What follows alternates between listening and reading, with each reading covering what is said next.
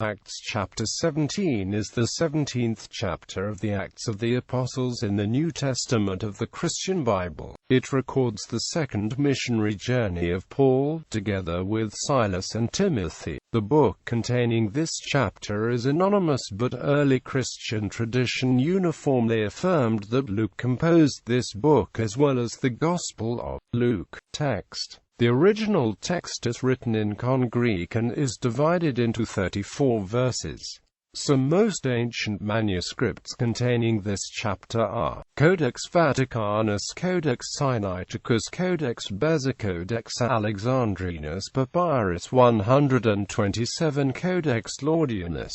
Location. This chapter mentions the following places: Amphipolis, Apollonia, Thessalonica, Berea, Athens. Timeline. The second missionary journey of Paul took place in c. AD 49. Structure. This chapter can be grouped. Acts chapter 17 verses 1 to 4 equals preaching Christ at Thessalonica.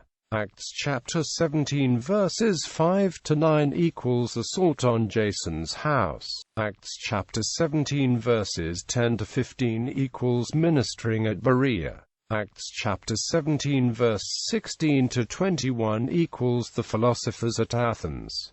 Acts chapter 17 verses 22 to 34 equals addressing the Areopagus. Distances. The apostles traveled from Philippi to Thessalonica, a distance of 161 kilometers, and from Thessalonica to Berea, which is 72 kilometers. Paul then traveled to the sea, which would have been at least 42 kilometers to the nearest point, and then south to Athens, approximately 300 kilometers. The journey by night from Thessalonica to Berea presumably took more than one night. The babbler. Then certain Epicurean and Stoic philosophers encountered him, and some said, "What does this babbler want to say?" Others said, "He seems to be a proclaimer of foreign gods, because he preached to them Jesus and the resurrection."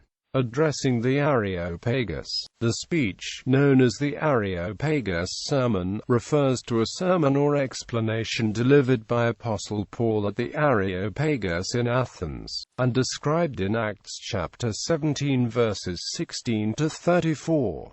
The Areopagus sermon is the most dramatic and fullest reported speech of the missionary career of St. Paul, and followed a shorter address in Lystra. Acts chapter 14 verses 15 to 17. Paul explained concepts such as the resurrection of the dead and salvation, in effect a prelude to the future discussions of Christology. According to the record, after the sermon, a number of people became followers of Paul. These included a woman named Damaris and Dionysius, a member of the Areopagus. This latter has at times been suggested as Dionysius the Areopagite, but that may be a historical confusion.